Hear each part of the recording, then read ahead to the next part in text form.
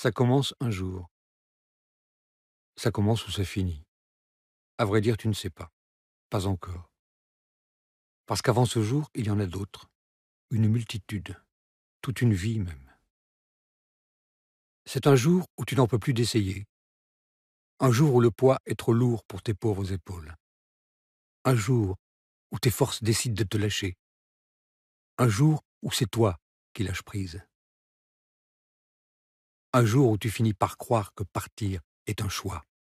Un jour où, en fait, tu n'as plus d'autre choix. Et tu pars.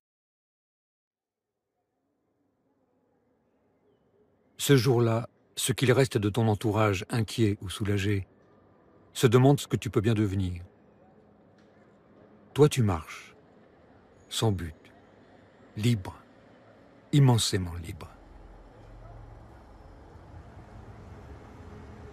Chaque pas t'éloigne de ton passé.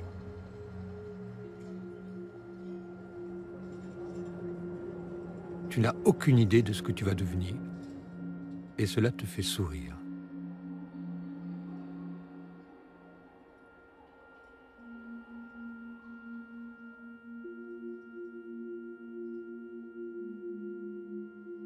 C'est l'état de grâce. Il durera le temps que tu dépenses l'argent dont tu disposes encore. Profites-en parce qu'ensuite, c'est de moins en moins drôle. Toi, tu tiens quelques jours. Tes derniers billets disparaissent en nuits d'hôtel de plus en plus miteux, en repas de moins en moins chauds.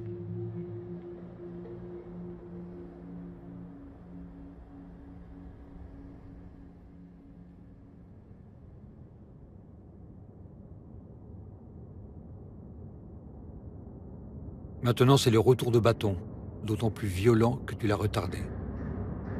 Tu croyais être libre, mais tu es seulement perdu. Tu n'as plus rien. Tu penses à ton passé, à ta vie d'autrefois. Tu remontes jusqu'à ton enfance en descendant les rues. Mais qu'est-ce qui s'est passé? Tu n'es pas là par hasard. Ce n'est pas ce fameux coup du sort. Toujours tu as senti cette faille qui maintenant t'engloutit. Tu n'étais pas fait pour ce monde. Trop sensible, trop faible, trop lâche. C'est la peur qui t'a guidé. Peur des autres, peur de toi, peur de tout. La peur a fait de toi une victime.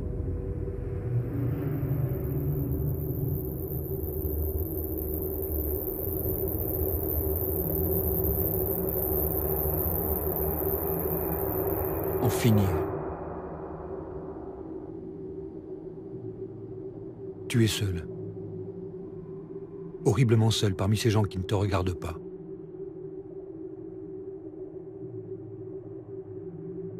En finir, une bonne fois pour toutes.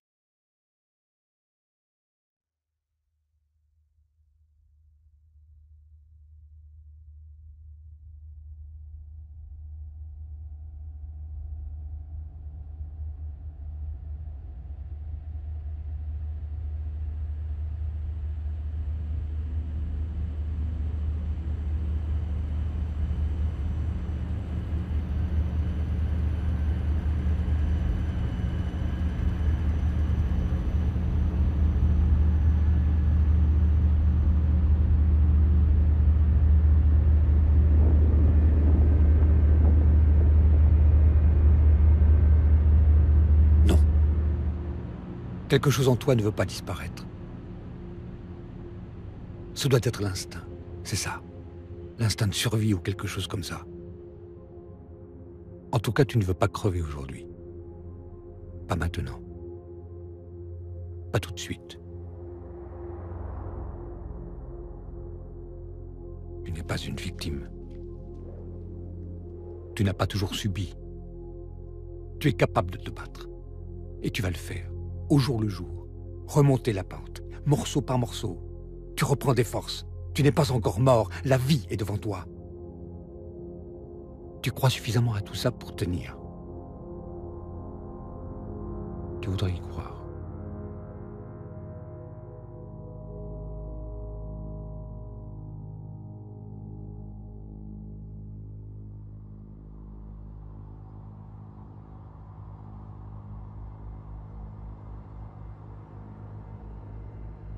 Tu finis par traîner autour de la gare. Tu te mêles aux voyageurs. Tu jettes un coup d'œil intéressé aux horaires de train. Tu t'assois. Tu attends. Tu fais semblant.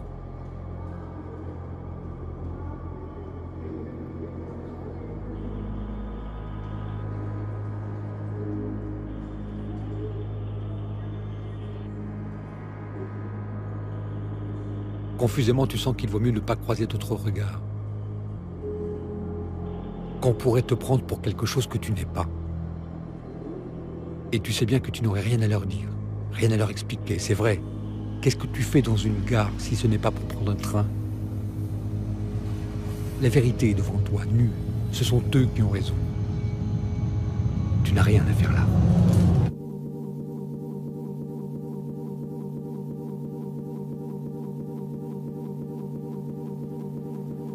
Et la nuit qui est tombée. Et toi qui avais repoussé cette question, où dormir? Te voilà dehors, sans la moindre idée de la direction à prendre.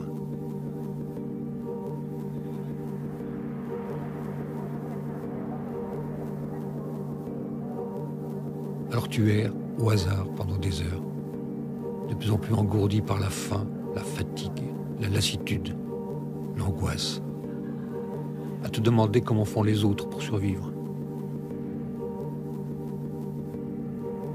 Alors tu vas vers une petite place que tu connaissais. T'habitais pas loin de là quand t'étais petit. Tu y jouais au foot quand t'étais petit. Tu t'y amusais quand t'étais petit. Tu marches des kilomètres pour y arriver, à espérer ce havre de paix. Et puis tu y es.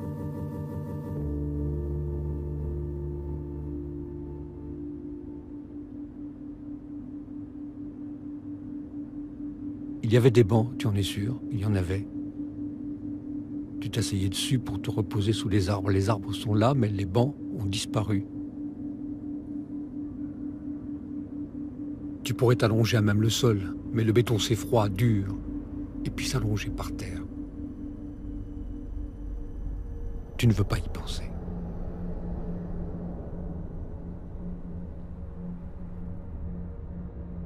Cette nuit, la ville va t'apparaître comme jamais tu ne l'avais vue. Tu avais l'habitude d'y marcher, mais jamais tu n'avais regardé ces trottoirs, guetté ces recoins comme tu le fais maintenant. Jamais tu n'en avais cherché les interstices où te faufiler. Tu voudrais te sentir un peu protégé, hors de la vue des passants, avoir un semblant de toi au-dessus de la tête, trouver un abri.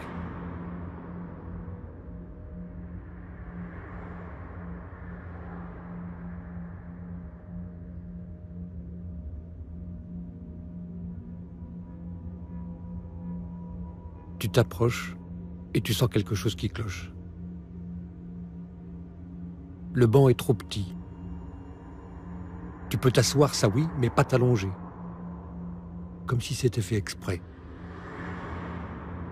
Et la rue, celle que tu parcourais autrefois, n'est plus qu'immensité plate.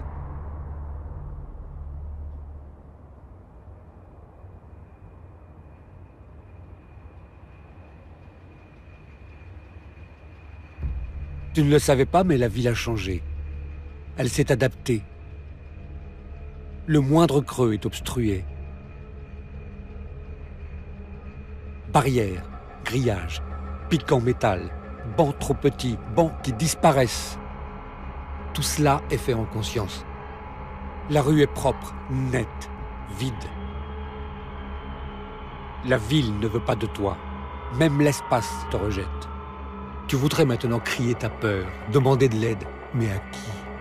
Les silhouettes que tu crois sont des hommes tout comme toi. Mais que leur dire? Comment leur dire? Que tu voudrais qu'ils t'accueillent, te protègent, te réchauffent? Que tu voudrais qu'ils t'aiment? Mais qu'est-ce que tu aurais fait, toi, d'un homme sorti de la nuit, venu te supplier de le sauver? Surtout, tu as bien trop honte pour oser les approcher. Ils sont différents, comme d'un autre monde. Un monde dont tu faisais partie il y a des milliers d'années.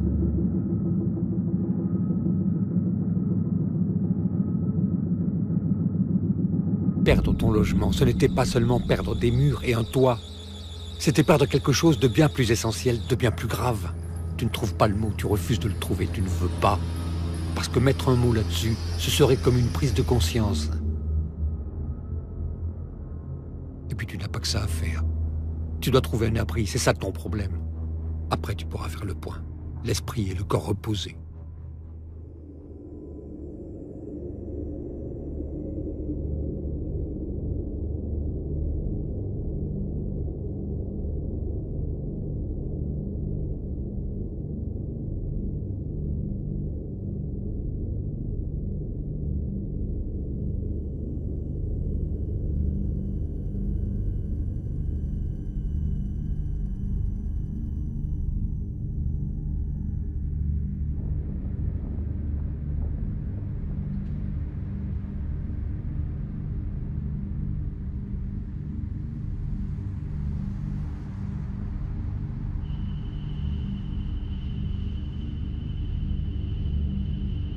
Les bons coins sont déjà squattés.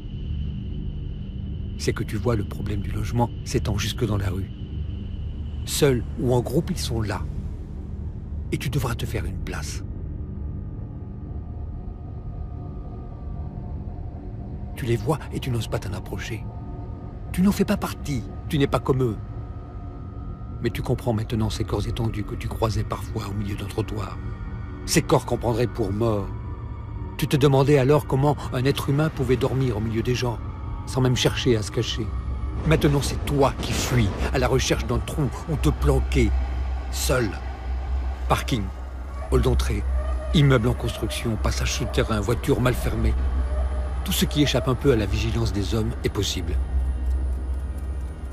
Tu finis par trouver un coin. Tu comprends vite qu'il s'agit de ne pas te faire repérer.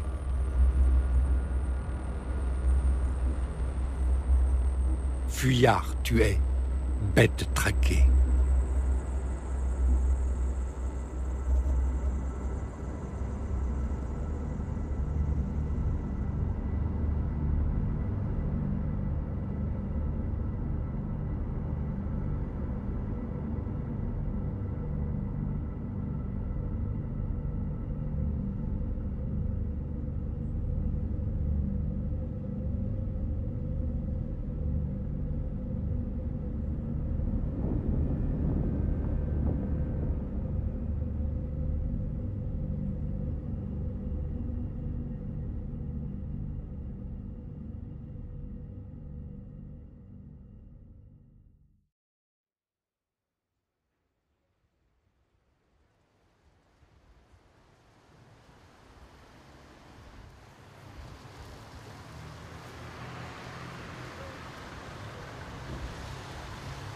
En 3 jours, c'est pesé, emballé, étiqueté, tué en clochard, avec le tampon en plein milieu du front. 3 jours à craindre le sommeil et à t'éveiller, la peur au ventre, au moindre bruit. 3 jours pour découvrir que la rosée du matin est glacée, même en été. 3 jours à subir ton incapacité à aligner 2 idées cohérentes. 3 jours sans te laver ni changer de linge. 3 jours pour que les autres détournent leur regard en te croisant. 3 jours pour que chier entre 2 voitures soit une solution comme une autre. 3 jours à marcher pendant des heures. 3 jours pour que ton éducation vole en éclats. 3 jours pour te broyer, tout entier. 3 jours.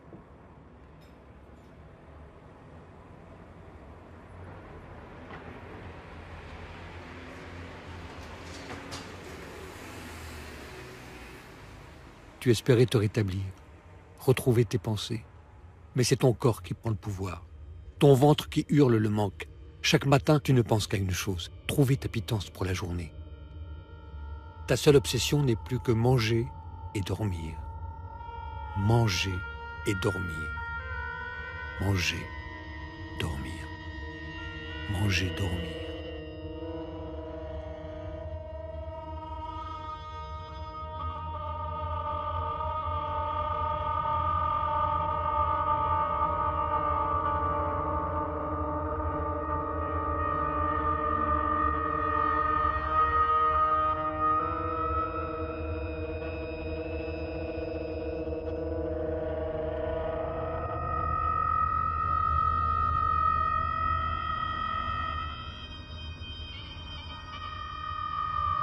À ce stade, tu ne peux que constater la disparition brutale de tout ce qui faisait de toi un homme.